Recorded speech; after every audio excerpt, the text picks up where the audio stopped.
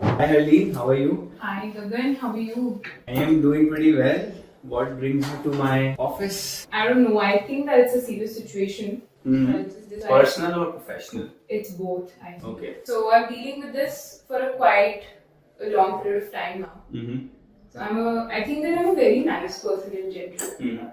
And then at the same time I feel that people do take me for granted. Okay. Haven't you ever encountered the situation where team members, they don't respect you in a way? Because I know you're a nice person. But haven't you ever encountered this situation where you have felt, your team members, they are not respecting you the way they should? So you're asking me if I have encountered situations where I am being nice but I'm not respected by team members? Yes. Yeah. I of course all the time. You feel respected? I do feel that when we are overly nice, then people often tend to not respect us. It's a very psychological phenomenon. Yeah, but I do everything for my team members out there. If they ask for a holiday, if they ask for a team lunch, I agree to every possible thing that they want. I make them happy. Okay. But I feel they take me as a joke. Yeah, and I feel that I'm a very giving person out there. So, I don't know where am I going wrong in all of this. And this is a problem that you face in your personal life as well?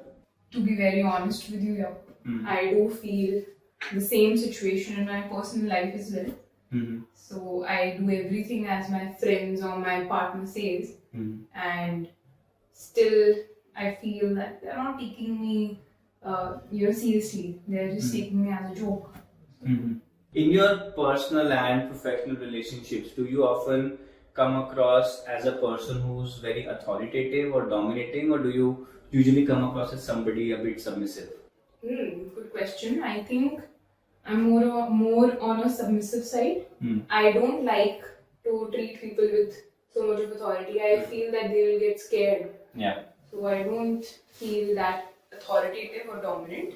I feel that I'm more submissive. So if you could help me explain why is it happening? Yeah. Okay.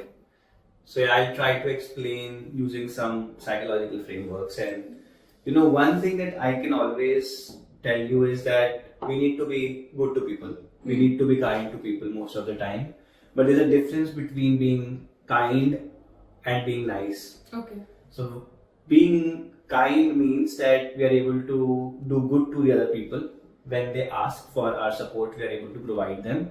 But it's not handed out freely. It's earned. The support is earned, the empathy is earned, the kindness is earned. Niceness, I believe, in fact, kindness, I would say, comes from a place of strength. Okay. Where I can choose to be, or I can be bad to you, but I choose to be nice to you. I choose to be kind to you. While niceness comes from a place of weakness, where we are being nice to the other person even when they are not being good to us. Yeah. So it comes from a place of weakness. Okay. Now, why I am telling you this is because you've heard of masculine and feminine. Yeah, I've heard this. So, Energies. Masculine energy, feminine energy. You discussed it in one of our workshops. Yes. So now what happens is that for human beings to do well, for human beings to grow and reach their peak potential, they need a mix of both. Okay. They need a lot of care, empathy, and kindness, which is very feminine energy. It provides them with a secure base that they are being taken care of. Okay. So that's the feminine aspect. People need to feel supported. At the same time, people also need to feel a bit challenged. They need to experience the masculine side, which is a bit of competition, a bit of challenge. I don't know, you may have seen it in your families as well. There are parents who are extremely authoritative.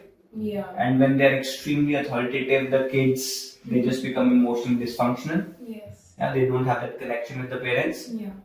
And what happens when the parents are overly nice to the kids, they just give them everything they want. What happens in that case? I think the child is spoiled.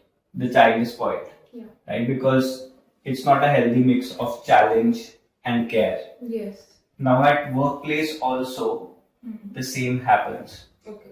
most people, either they are too authoritative, most managers I would say, either they are too authoritative, in those cases their team members hate them, or if they are too nice, then they're taken for granted. Just like me. Just like you. I can understand. Yeah. And the reason I asked you about your personal life as well is because it's very hard to switch on from one element to the other. I agree. Yeah.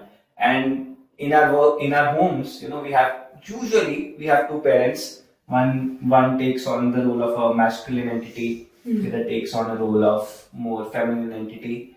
Of course, those roles can get interchanged. Yeah.